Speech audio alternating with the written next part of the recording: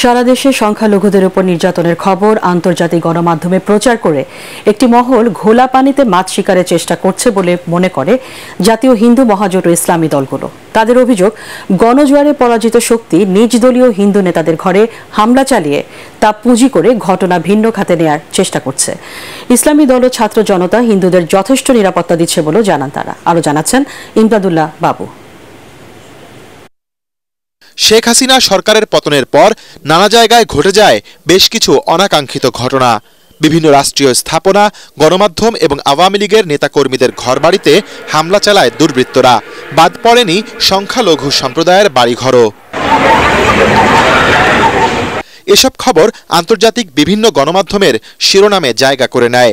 ভারতীয় বিভিন্ন গণমাধ্যম বলছে, শেখ হাসিনার অবর্তমানে নিরাপদ নেই হিন্দুরা। এসব ঘটনা মোটেও সঠিক নয় বলছে খোদ জাতীয় হিন্দু মহাজোট। সাধারণভাবে হিন্দুদের উপরে বড় কোনো মন্দিরে কোনো হামলার ঘটনা ঘটে নাই। কিছু আওয়ামী লীগের হিন্দু নেতা আছে যারা বিভিন্ন সময় লম্পঝম্প করেছিল, তাদের বাড়িতে, শুধু হিন্দু বাড়ি না, মুসলিম আওয়ামী লীগ নেতাদের বাড়িতে হামলা হয়েছে, লুটপাট হয়েছে এবং সামান্য কিছু সুযোগ সন্ধানী এলাকা ভিত্তিক তারা কিছু সামান্য মন্দিরে হামলা করেছে, সেটা ব্যাপক বিষয় না। কিন্তু আমরা দেখলাম যে ভারতের রিপাবলিক এইটাকে নিয়ে ব্যাপকভাবে রিউমার ছড়াচ্ছে, নানান কিছু মিলে উদ্ভট কথাবার্তা বলছে। আওয়ামী লীগ সংসদ সদস্য মাশরাফি বিন মোর্তজার বাসায় হামলাকে সনাতন ধর্মাবলম্বী ক্রিকেটার লিটন দাসের বাসায় হামলা বলে প্রচার করে ভারতীয় গণমাধ্যম। নেপথ্যে দায়ী করা হচ্ছে ইসলামী দলগুলোকে। তবে ইসলামী দল ও মাদ্রাসার শিক্ষক শিক্ষার্থীরা সারা দেশে সংখ্যালঘুদের নিরাপত্তায় দিনরাত কাজ করছে।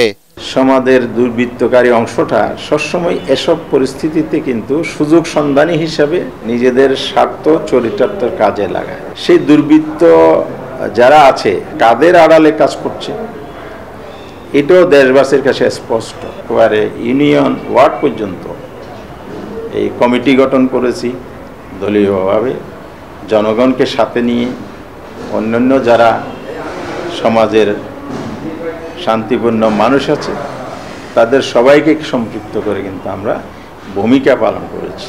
এক্সিস্টিং যে প্রশাসনটা আছে তাদেরকে আমরা সহযোগিতা দেওয়ার জন্য আমাদের লোকাল নেতৃবৃন্দকে আমরা নির্দেশনা দিয়েছি।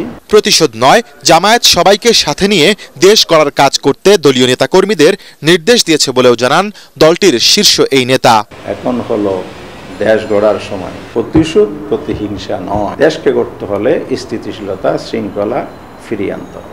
তিনি আরও জানান, সারা দেশে নিহত শিক্ষার্থীর পরিবারকে আর্থিক সহযোগিতাও দিচ্ছে তাদের দল।